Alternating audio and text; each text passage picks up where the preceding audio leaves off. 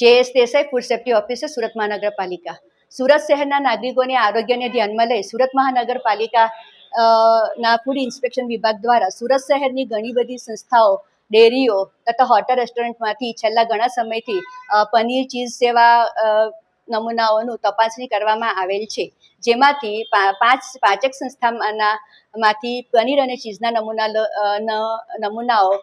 નાપાસ જાહેર થયેલ છે, જે સબ સ્ટાન્ડર્ડ જાહેર થયેલ છે. સદર સંસ્થાઓ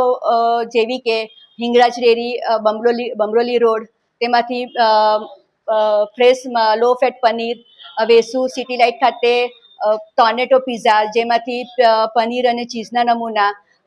રેલવે સ્ટેશન સામે આવેલ ઓરેન્જ ઇન્ટરનેશનલ, સિફત ઇન્ટરનેશનલ રેસ્ટોરન્ટમાંથી લીધેલા મિલ્કુ મલાઈ ફ્રેશ પનીર, મિલ્કુ મીડિયમ ફેટ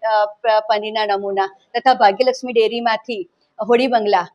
માંથી પનીરના નમૂના લઈ તપાસણી અર્થે મોકલવામાં આવેલ, જે નાપાસ જાહેર થયેલ છે, જેમાં બીઆર રીડિંગનું પ્રમાણ, ફેટનું પ્રમાણ તથા બીરા સિસ્ટોસેરોનનું પ્રમાણ ઓછું અથવા વધુ ધોરણ કરતાં માલમ પડેલ છે.